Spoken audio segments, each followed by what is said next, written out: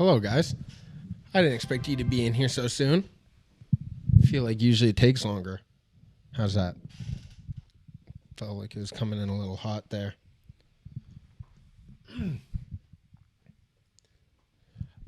Trainer. We're not getting too deep into the Jews this time. But there will be allusions to, well, a little bit. We're gonna get to the Jews a little bit. We're only scratching the surface tonight. Mostly because every time I find something that I can spin into something interesting, I realize that it's going to require a much longer deep dive for me to put together what the convincing version is.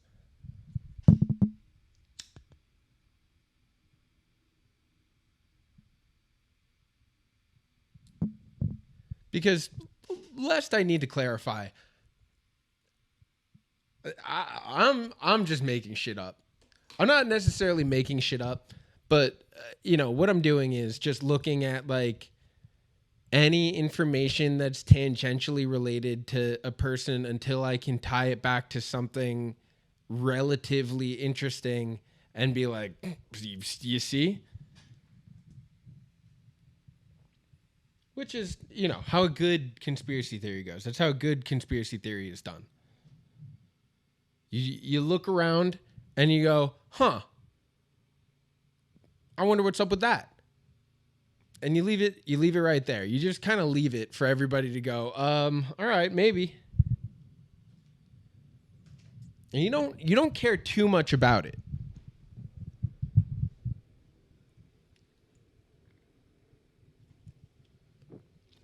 Because realistically, you're not paying attention to any of what you've read to make sure that it's like an accurate representation of the way that things are. You just look for like buzzwords or keywords or like addresses that are relatively nearby each other,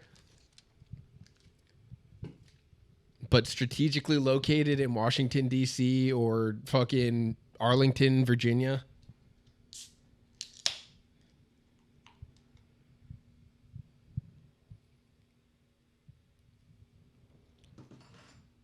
You find a strange number of addresses in Fairfax County, Virginia. You start to go, now how far is that from Langley? And you put together a map and you draw a pentagram with it and you go, got him, it's the Satanists. So that's what I've been doing. Here are the notes so far. I've been trying to work on actually getting some sources, but the thing is I was doing it on my work computer. So I have to research them on this computer so I can show them to anyone. I was thinking about putting together a PowerPoint, but I'm just too lazy, dude. I'm not going to be good at this. I don't think that I'm going to be dedicated enough to doing this where I'm going to be able to come up with like the convincing conspiracy theory, but we are diving a little bit deeper than going, oh, she wants us to vote for Biden. Fuck Biden, dude. Biden is a small piece of the fucking piggly pie. We got a lot more going on than fucking Biden. That's chump change for these guys. For Taylor Swift right now, for Travis Kelce.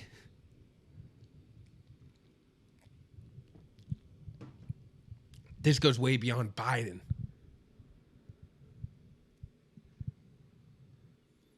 Alex Jones. All right, hell yeah.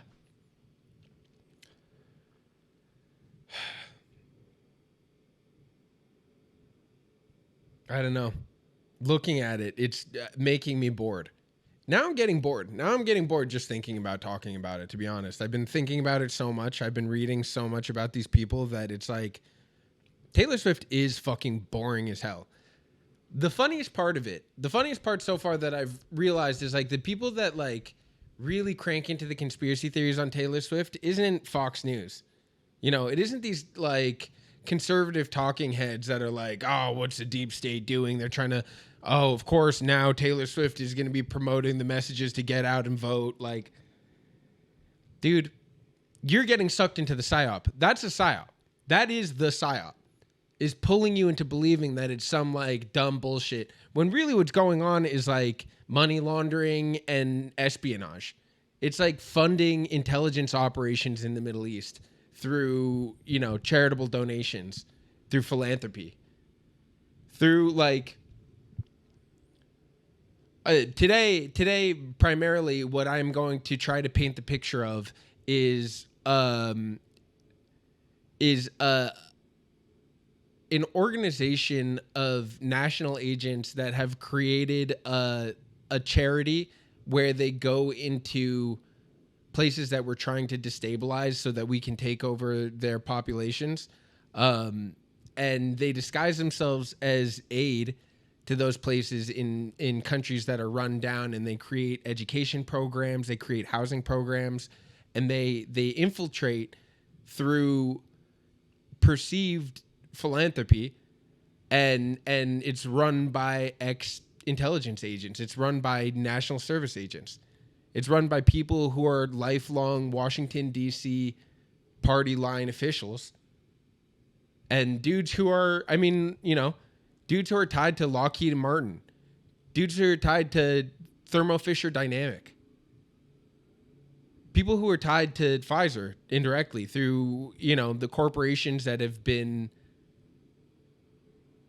bought and sold and used for technology and, you know, introduced to an entirely different stream of application and use cases. All funded and organized by people who are, you know, in bed with NATO, in bed with, you know, established government organizations. And they're the ones who are taking large sums of money, almost like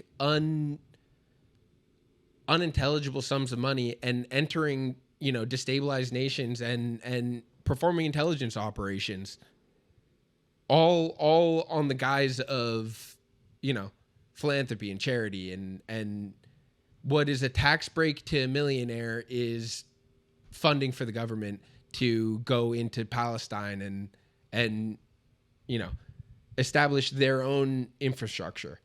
So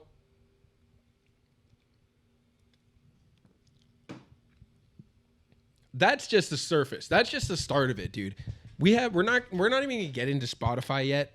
We're not even gonna get into, we're gonna briefly touch on the Soros Foundation, but we're not diving deep on that yet. You know, there's a lot of places that we could go with this. And, you know, I'm hoping to eventually. I'd like to do this on a weekly basis, but this already took me a couple weeks, and it's not there yet. So, you know, I don't know what the timeline is, and who knows if they're gonna take me down between now and then. If they're gonna I'm gonna get assassinated for telling the people the truth.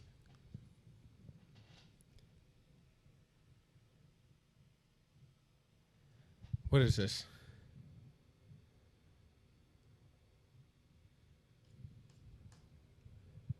Jim 123 has 1231 has sent me a clip of what looks like a much earlier episode, unless that's just from Dark Court last week. Let's get that up here.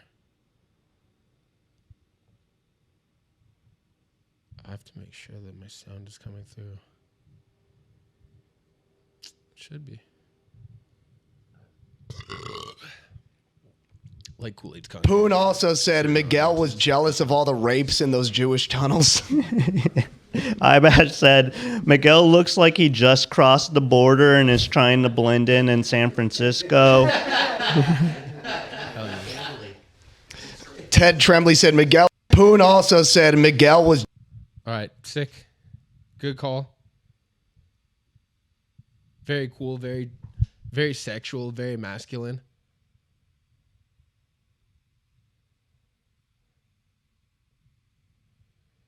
Trainer, dude, don't worry about Trump. Trump is part of it. They're all part of it. They're all doing a thing together. They're not different parties in this. They're all just putting on a play that makes us go, I'm on this side, or they're all fucking, it's all orchestrated, dude. It's not Trump. Don't worry about Trump.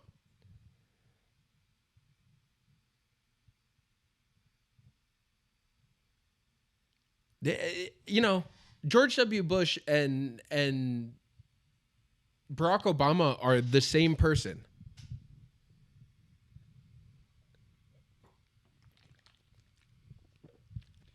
Joseph Biden isn't even real. Okay? Just don't worry about the presidency. The presidency is a distraction. The presidency is a psyop, dude. Don't get sucked into the immediate. You know? Don't get pulled into the fucking daily news cycle. You gotta look at what they're actually doing, what the point of the money is actually going towards. And then you can go, okay, those guys seem like bad guys anyway. Actually, maybe we should destabilize Lebanon and Beirut. Maybe that makes sense. Maybe they're better off for it anyway out there. It looks like fucking dog shit the way that they've been living. Maybe we should get some intelligence officers in there and shed some intelligence on their fucking dumbass lives with their camels and shit.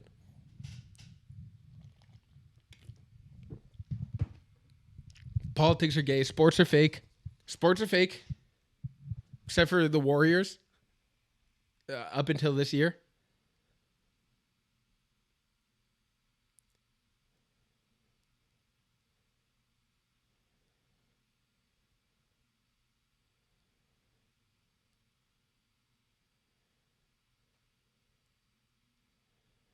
Yeah, I mean, well, trainer, don't get me started on fucking the 49ers special team is the deep state.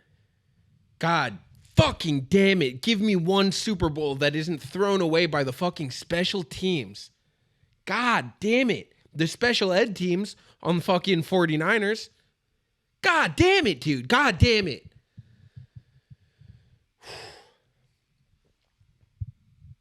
Drain the fucking swamp of the 49ers, the San Francisco special teams. God fucking damn it. All the way back to Kyle Williams in the NFC championship against the Giants in fucking 2011. God damn. And then the next year they lost to the fucking Ravens after they allowed a fucking kickoff return touchdown. Unbelievable. It never ends with these guys. It never fucking ends.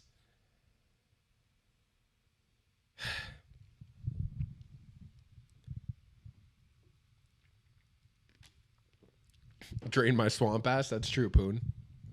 That's a good point, Poon. But we're not here to talk about the 49ers. We're here to talk about Taylor Swift and Pfizer's own Travis Kelce. And we're not even really getting into Travis Kelce yet. We're going to do a bit of a deeper dive on Travis Kelce because there is something going on there. That guy's fucking fake. That's not a real person. Fuck Travis Kelce. I hate him, dude.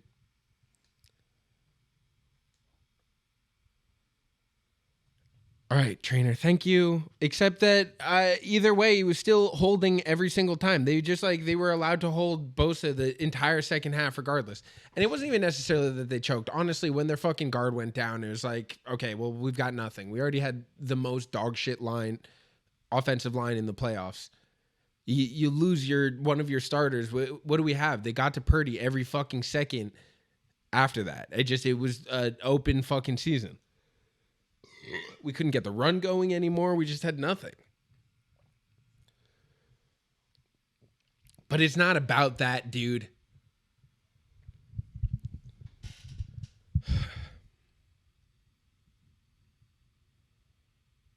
So anyway, what I was saying is the funniest thing that I've figured out about this is the people that are really like cracking down on Taylor Swift and like trying to get deep into what's really going on with her and what's going on behind the scenes are gay people on TikTok.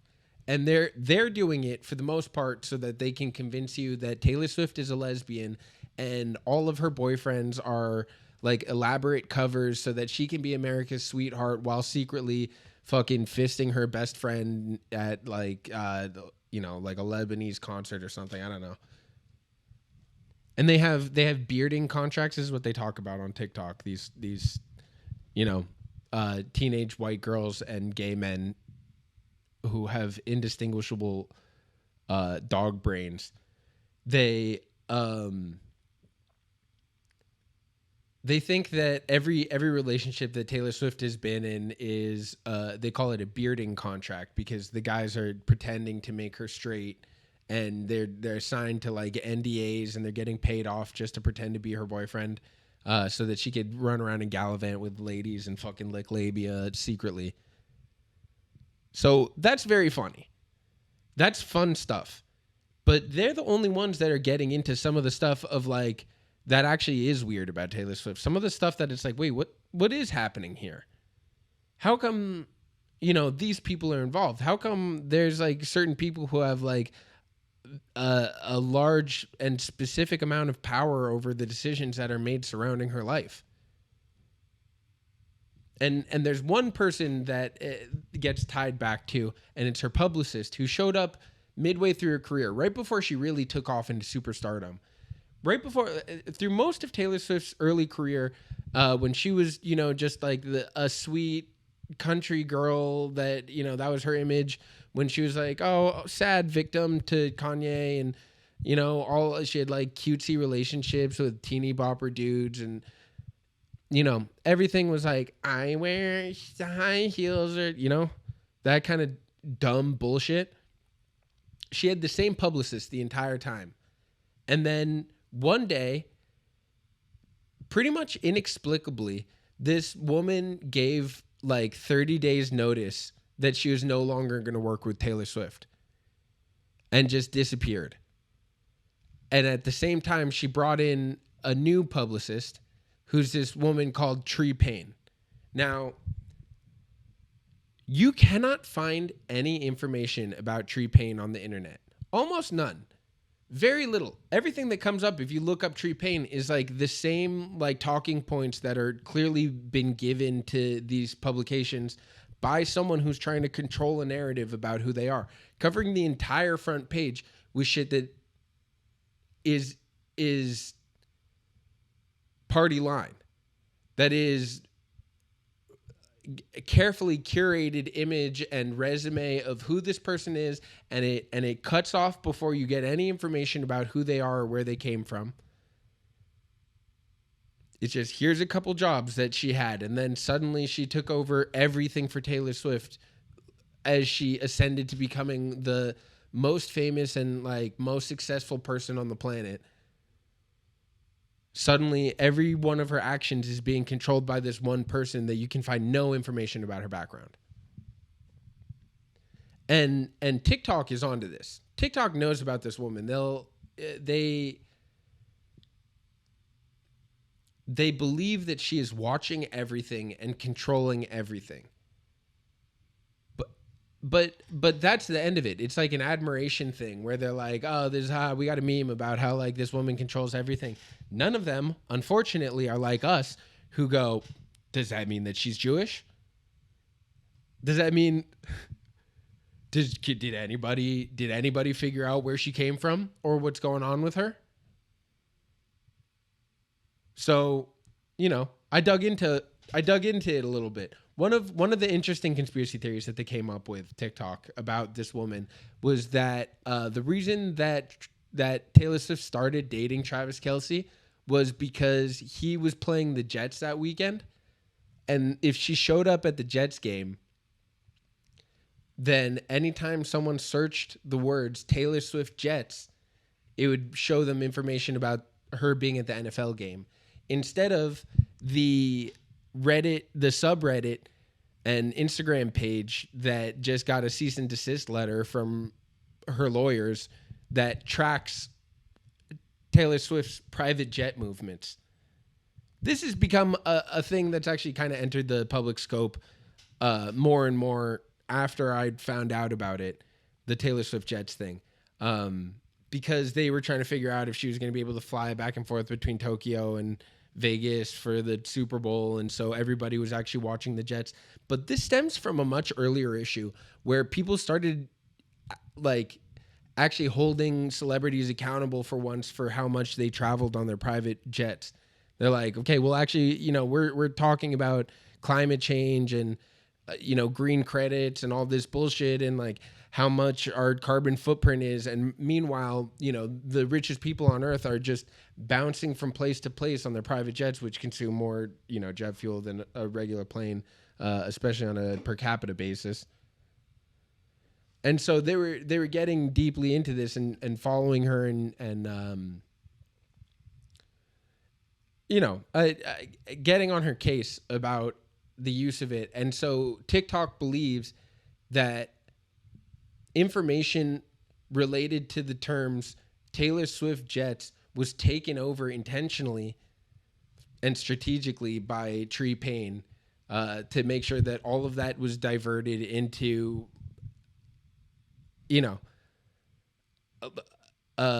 tabloid bullshit about her relationship with the NFL guy.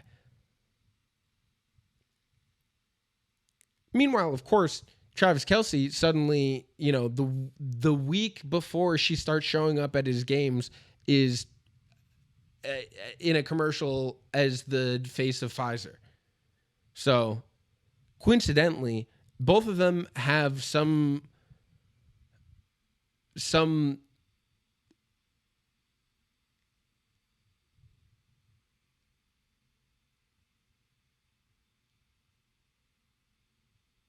ulterior motive to publicity. So that was interesting to me. That kind of put me onto the idea that like, okay, well, these publicists do have like a very interesting way of constructing a narrative that is sort of based around, ideas of social influence and sort of the way that academia looks at social network data gathering and influence on the way that narratives are discussed around influential people. And so I'm starting to look into, okay, well, what is it? What part of like the important narratives of the modern day that could be related to Taylor Swift's behavior and movements are being dictated by this woman, Paine? And, I obviously, same as you guys, start in the same place. I did the first thought that I had as I typed in Paine, Israel.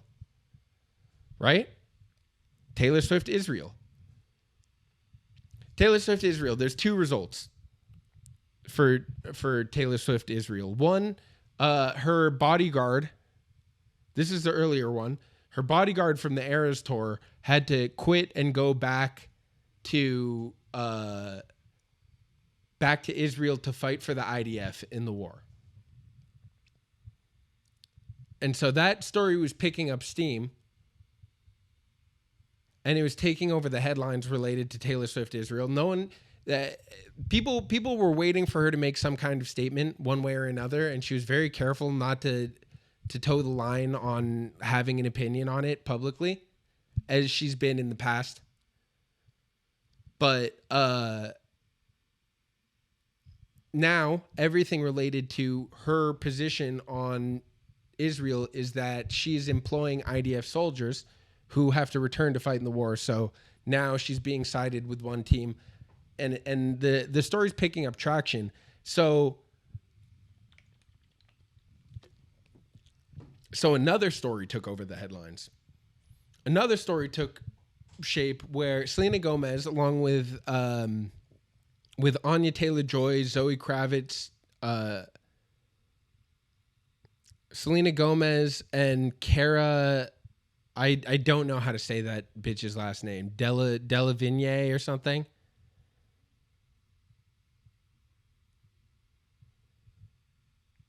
So just like a group of like all of the kind of hottest and most interesting girls now suddenly all big friends get together, and they're going to a Rami Youssef comedy show.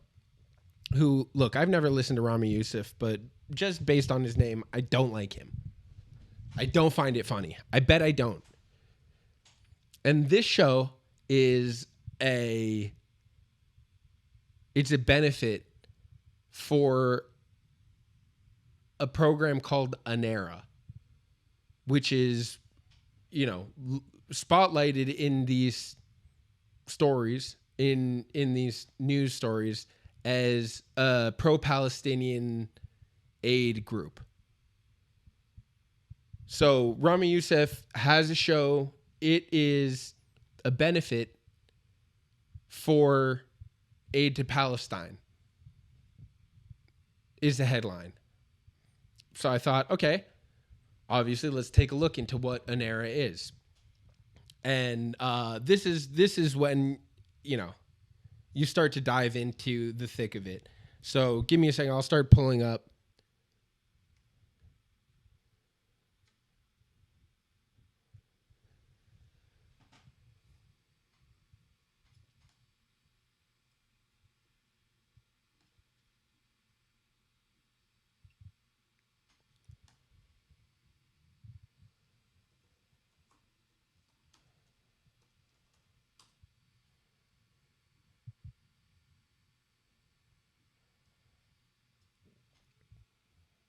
All right, here we go. Anera, the American Near East Refugee Aid.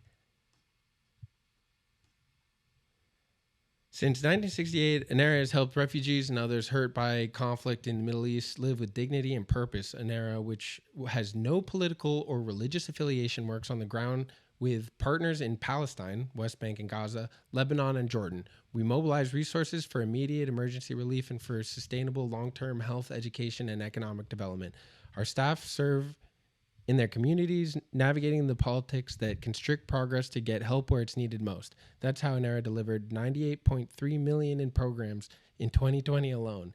And it's how we'll keep building better lives until hope finds its way into the Middle East. $98.3 million in 2020 alone.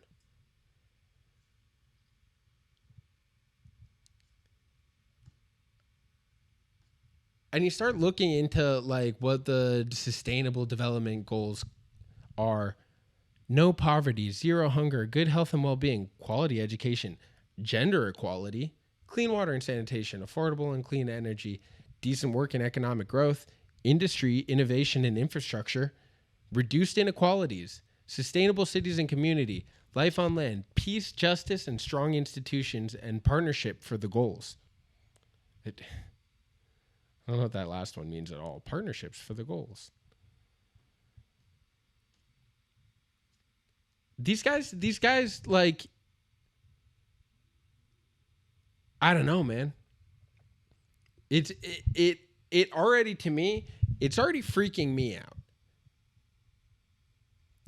This is it's already striking me as like a wildly, like World Economic Foundation, NATO program where it's like, oh, well, we have been in Palestine, funded with hundreds of millions of dollars, installing programs for justice and liberation and education and sustainable development.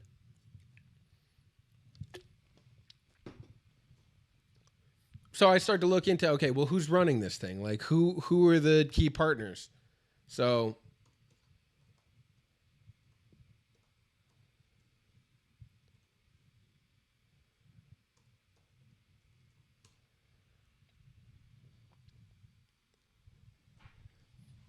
I checked. I looked into it. I looked into, here's the board of directors for Anera.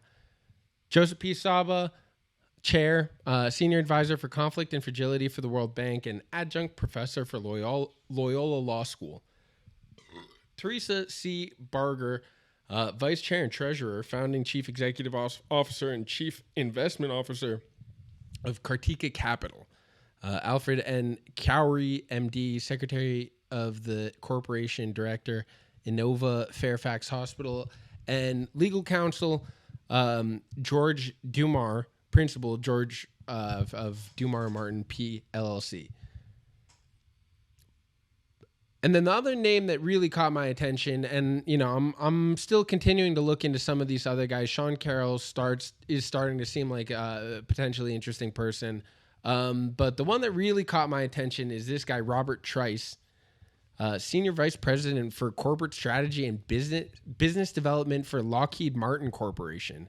Bob Trice has led a long and successful career in business development, serving most recently as Senior Vice President for Corporate Strategy and Business Development at Lockheed Martin Corporation. He has authored a number of books on American foreign policy and defense industrial issues and has earned his MA and PhD in political science from the University of Wisconsin, where he currently sits on the board of directors of the Department of Political Science. Why is the Senior Vice President for Corporate Strategy and Business Development at Lockheed Martin on the board of directors for Palestinian aid, for aid in the Middle East in countries that are some of the most specifically war-torn areas on Earth? But we'll get back to him in a second because I do want to dive a little bit into who some of the other players are. So here's some background on the chair, Joseph Saba, because this guy's a Fed. This guy's an obvious Fed.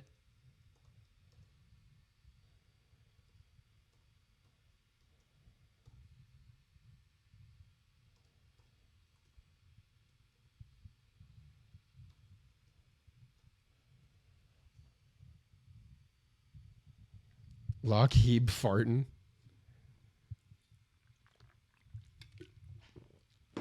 True. All right. Joseph Saba, senior advisor at World Bank, where he advises on strategy and operations assistance to countries facing multiple crises, including violence, displacement, and fiscal distress. He presently advises on country programs for Sri Lanka, Iraq, and Lebanon. Saba also serves as chairman of the board of directors and member since 2013 for the American Near East Refugee Aid and ERA, and he's an adjunct professor of law.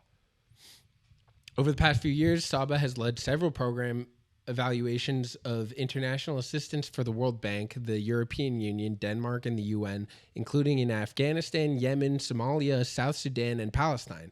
He's currently a quality advisor for an EU evaluation of global rule of law programs.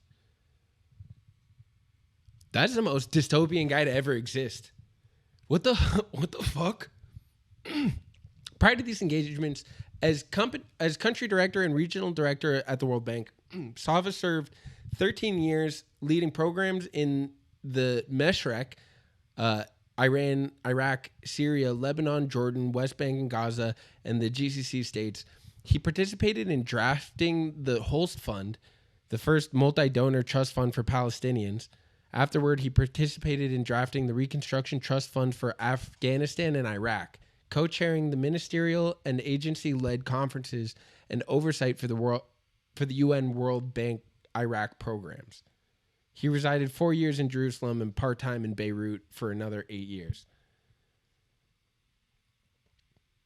Prior to duties as Middle East Regional Director, Saba initiated a new division at the World Bank centered on rule of law with focus on property rights, financial intermediation, economic legality, and fiscal stability for countries transitioning out of crises. Saba initiated a new division at the World Bank centered on rule of law with focus on property rights, financial intermediation, economic legality, and fiscal stability for countries transitioning out of crises. In Iraq, Afghanistan, fucking Yemen, Somalia.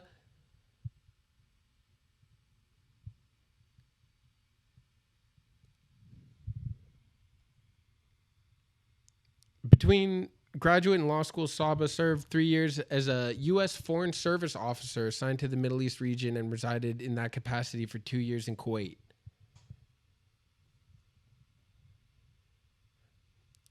There's some shit about him lecturing for NATO. I mean, this guy...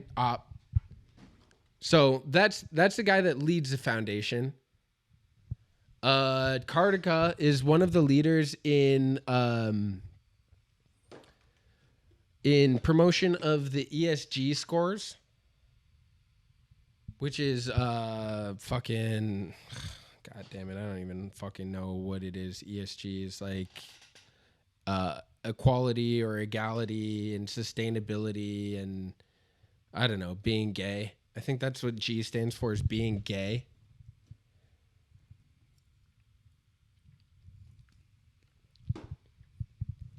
They're also from Washington, D.C. They're a capital investment firm from D.C. that is the biggest promoter of the ESG score, which, you know, I have to assume that you guys have like the preliminary knowledge of, you know, everything that's going on with the World Economic Forum and the implementation of the, you know, the woke one world government agenda.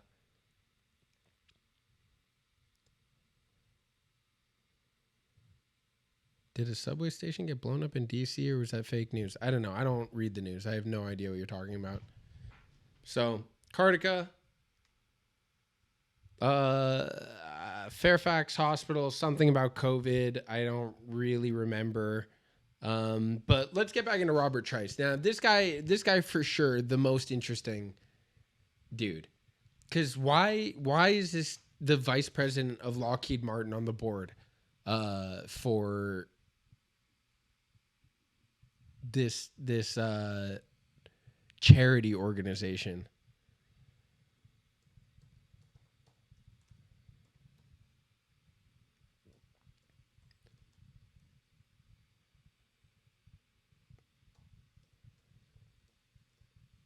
And there's not a lot of information about him. It's actually very tough to find anything about him.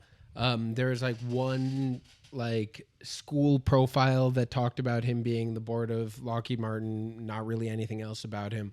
And then I found this profile on Crunchbase that actually talks about after being the vice president at Lockheed Martin, he retired from being senior vice president.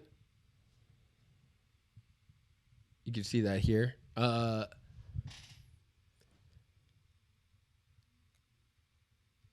His primary organization following his retirement from Lockheed and Martin is these guys, Affymetrix. Now, Affymetrix now develops and provides innovative technologies that enable multiplex and parallel analysis of biological systems at the cell. That means nothing to me. I'm fucking a retarded person. But I see that they're acquired by Thermo Fisher Science. So that's kind of catching my interest. So I looked into them further.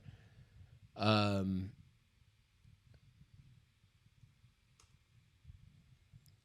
just from their Wikipedia page, I started to understand why they were acquired by Thermo Fisher Science. You know, Affymetrix is now Applied Biosystems, a brand of DNA microarray products sold by Thermo Fisher Scientific that originated with an American biotechnology research and development and manufacturing company of the same name. You go down, you start to understand they make these fucking glass chips for analysis of DNA microarrays called gene chip arrays, and sold mass-produced gene chip arrays intended to match scientifically important parts of human and other animal genomes. So, you know, I'm sure all of this is fucking nonsense. You know, if you're like me, you're bored of every single word that you're reading. It just means nothing. It just is like punching my head with like Play-Doh. I just absolutely means nothing for my brain. But I did catch a sentence, which could be used to address the presence of genes through detection of specific corresponding segments of our mRNA. So I was like, oh, okay. So these are very important in advanced gene therapy applications. So I looked into Thermo Fisher Scientific, and wouldn't you fucking know? All right, give me like 5 minutes to type this thing.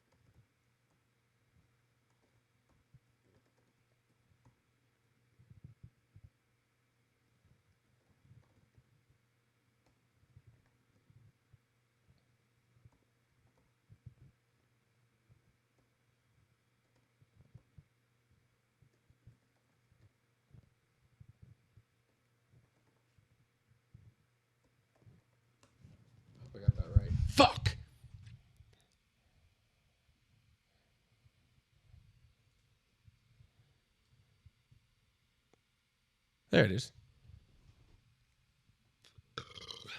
God damn it.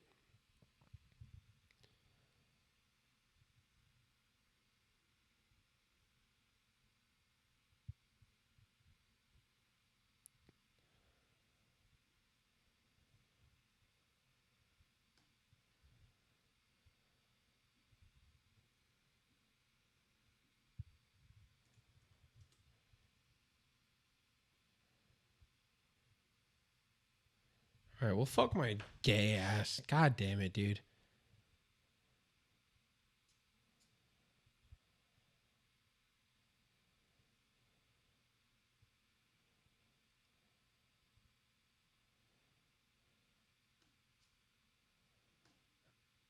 I have no idea how to find this again.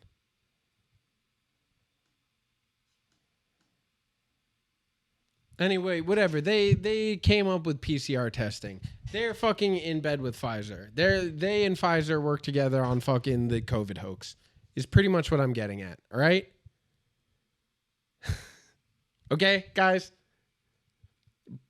You know, I'm not that good at this, but they say it on their own fucking site. Pioneered PCR testing for COVID-19. With the virus spreading rapidly, there was an urgent need for fast, reliable testing solutions. By March 2020, Thermo Fisher had launched one of the first real-time PCR testing kits. It was authorized by the FDA for emergency use and then received the CE mark in Europe. PCR is considered the gold standard in testing technology. Nearly 50 countries around the world were approved for our tests for use. Moving at warp speed to help develop vaccines. Thermo Fisher has been committed to supporting government, industry, and academia in the accelerated development and production of the COVID-19 vaccine therapies and other treatments. We've increased our vaccine production capacity around the world and are currently supporting more than 250 vaccine and therapy projects for our biopharma customers, including Pfizer and Moderna. So, you know, the proof is in the fucking pudding, dude. Is what I'm saying.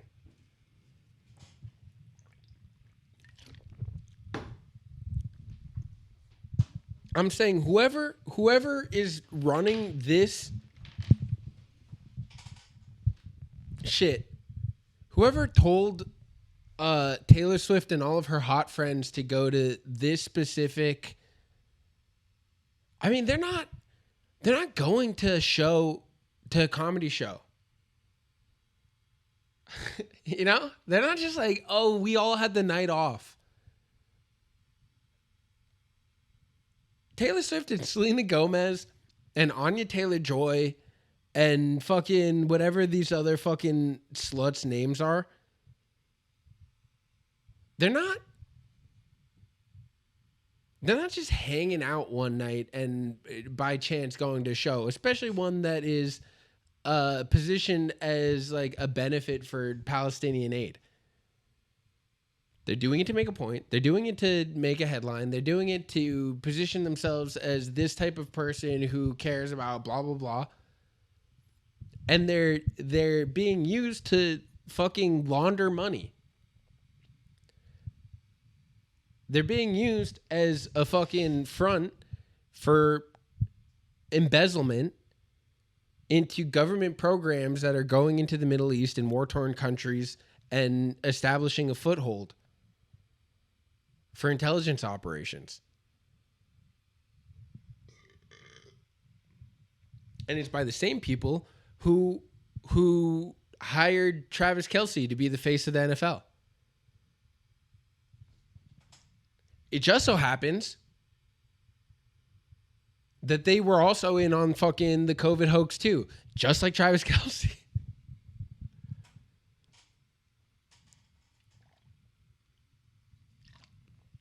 So I thought that's all interesting, but you know, it doesn't necessarily mean anything. All of them are situated in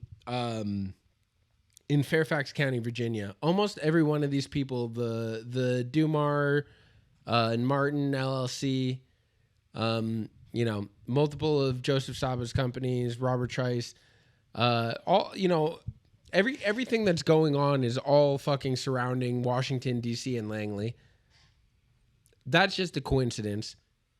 But I'm going back to Paine now, and I'm going, all right, well, you know, clearly as a publicist, she organized this event. she's saying, okay, well, Taylor Swift doesn't want to be recognized as the person who has a bodyguard who's an IDF soldier. So she's going to go to this Palestinian aid benefit. But she knows that, hey, if I get her involved, because Paine, by the way, for sure, at this point, CIA asset or CIA handler, and Taylor Swift is the asset. I mean, that's obvious. Now I'm just trying to figure out what they're doing with her, what they're using her for. Because clearly she got to a point of being too famous. They threatened and or somehow else bullied her lifelong publicist out of being in charge of the position and inserted this woman who has no background, who has no history, where you can't find any information about her except that her husband is named Lance Paine. And actually, if you dig into Lance Paine, then you can find out, you know, on certain websites, there's like there's addresses that you can find that are tied to certain LLCs. And if you dive into those LLCs, you find some interesting stuff. So give me a second again.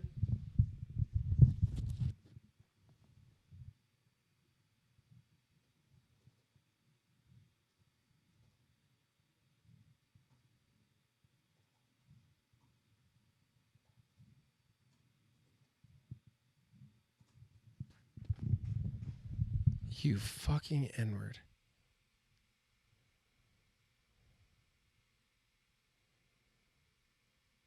What are you talking about?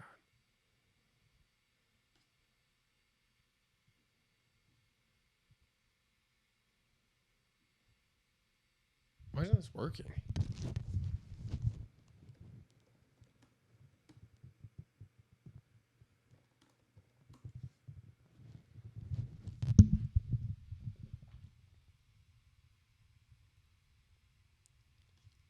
Tell me it doesn't exist anymore. No fucking way.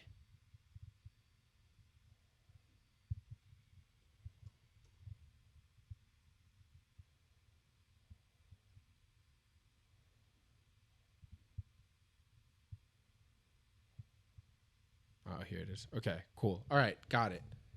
So, Lance Paine, you look into Lance Paine, I found out that Tree's real name is Trina. So, Trina M. Paine.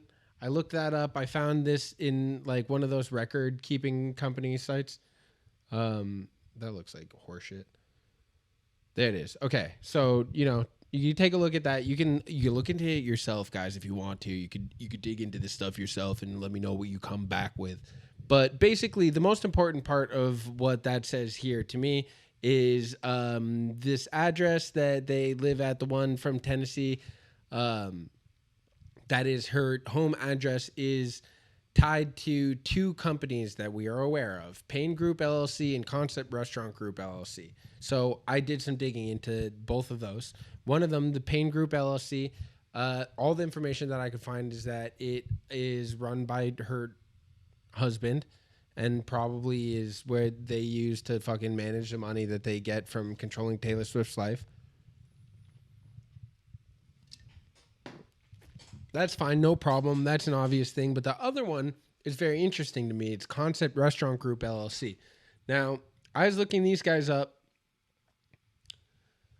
on this thing called opencorporates.com, the open database of the corporate world. And you can look everything up by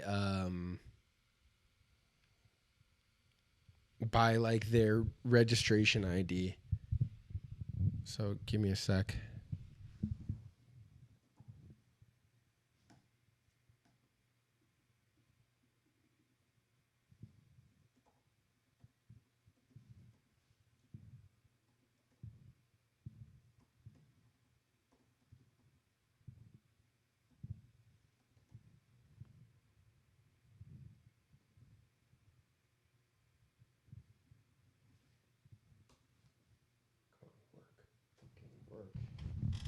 Hell yeah, there it is. All right. So Concept Restaurant Group, registered address 9334 Branchside Lane, Fairfax. So very interesting. If you look at the Paine Group LLC, also registered in Tennessee, where the home address of the Paines is. So that, nothing weird about that. But this Concept Restaurant Group LLC for whatever reason, is registered in Branchside Lane, Fairfax, Virginia, and registered to the agent name Arturo May. So I looked into him. He's got a couple other LLCs that he belongs to. If you dig into them, for the most part, they're all Washington, D.C. based or based in Fairfax, Virginia. I kept seeing over and over, I kept seeing stuff based in Fairfax, Virginia. You're talking about George Dumar. You're talking about Joseph Saba. You're talking about Robert Trice. You're talking about Concept Restaurant Group, LLC. So I do need to explore a little further on this and why she's fucking tied to this dude. But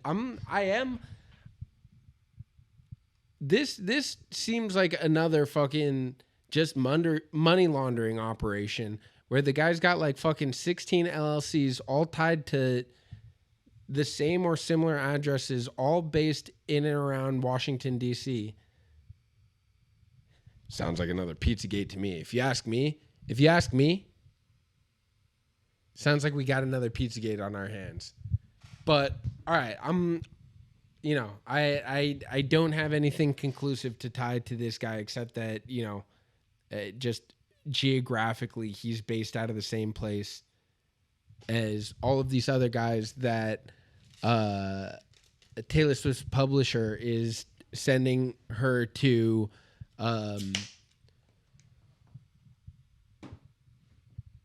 participate in philanthropic endeavors alongside.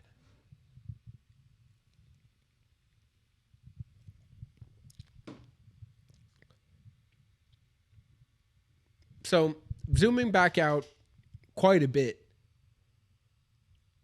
the biggest thing going on with Taylor Swift and Paine, it isn't the Super Bowl. It isn't her relationship with Travis Kelce. It isn't fucking going to comedy shows that are charitable benefits for Palestinian aid front disguise for intelligence operations in the Middle East. The biggest thing that's going on with her is the arguments over her masters, the ownership of her music and her re-recording the music that she had created, and who gets to own the copyrights and the royalties and yada fucking blah blah blah.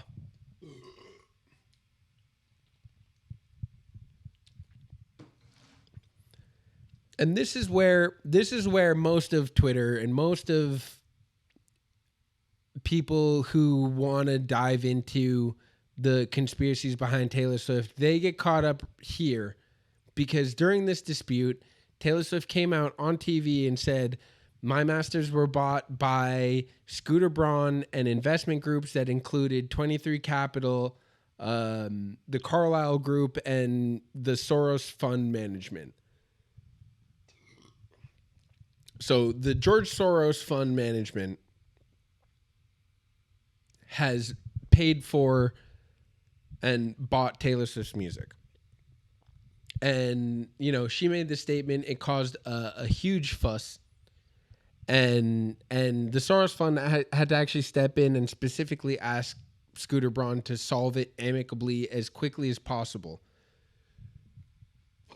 in a way that benefited both parties.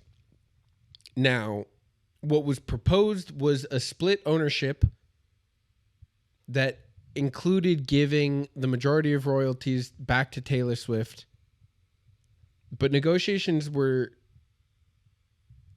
allegedly stalled because Taylor Swift claims that she wasn't willing to sign the NDAs that were being assigned to the signing of the contract. Following this dispute, Scooter Braun sold off his Ithaca Holding company to the people that own BTS, and he signed multiple NDAs so that he couldn't discuss any of the contract, anything that was going on with the contract to whatever that agreement was that he signed.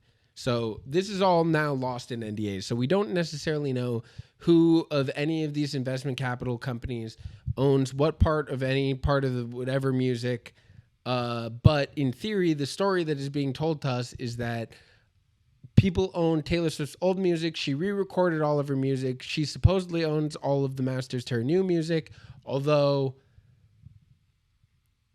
the old music is also resurfacing on the Billboard charts, and everybody's benefiting from this narrative, regardless of who owns what kind of part of her music.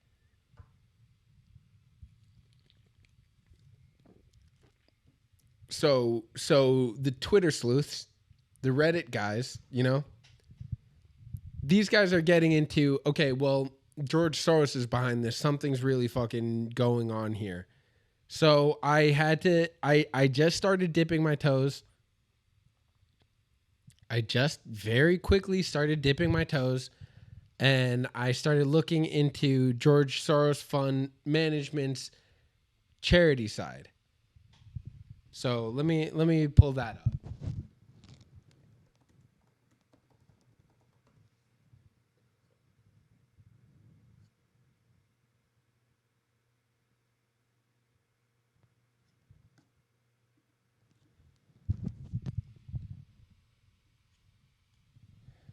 Soros Fund Management LLC is the principal asset manager for the Open Society Foundation, the world's largest private funders of independent groups working for justice, democratic governance, and human rights.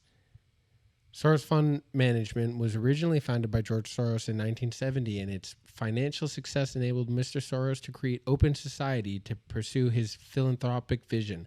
Today, Soros Fund Management's mission is to protect and grow Open Society's resources. Soros Fund Management invests globally in a wide range of strategies and asset classes, including public equities, fixed incomes, commodities, foreign exchange, alternative assets, and private equity. So,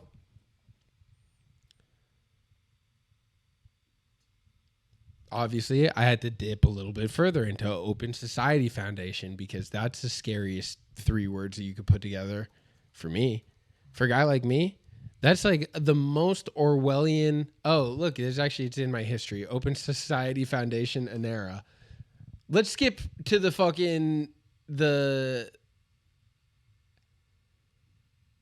crux of all of what I'm talking about. If you look at the donors, funders for Anera,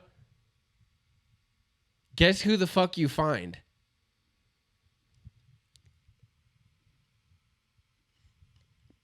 It's the fucking Open Society. It's George Soros.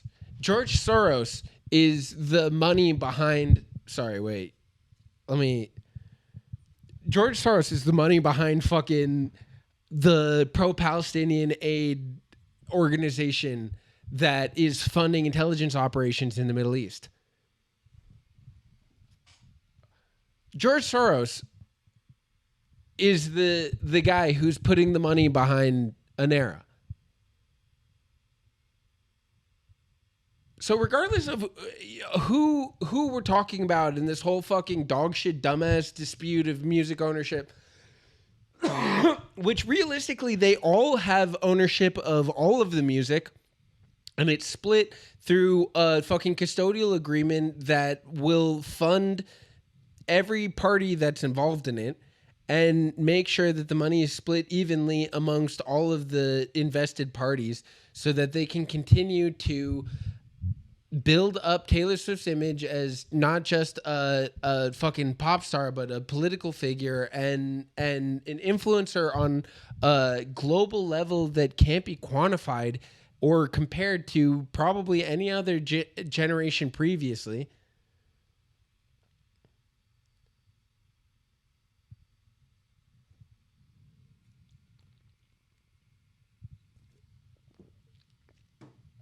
Yeah, I mean, I don't know, man. All I'm saying is that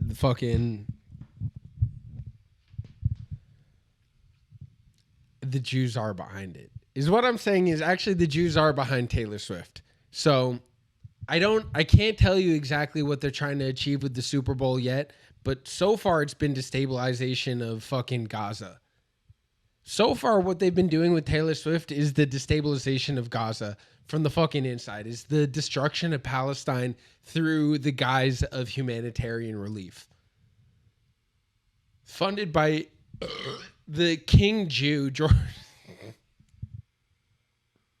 All right, I guess this is the reason I didn't do this on YouTube.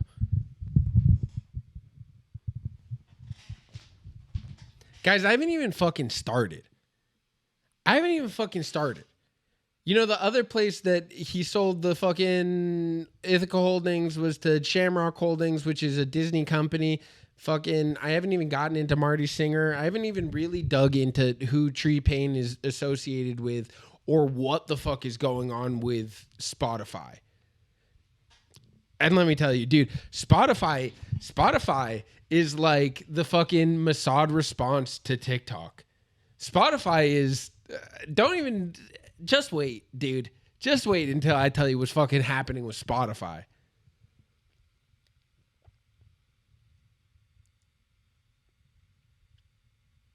But, you know, I think that's a reasonable start for now. George Soros is funding fucking Palestinian relief efforts. Yeah, right, dude.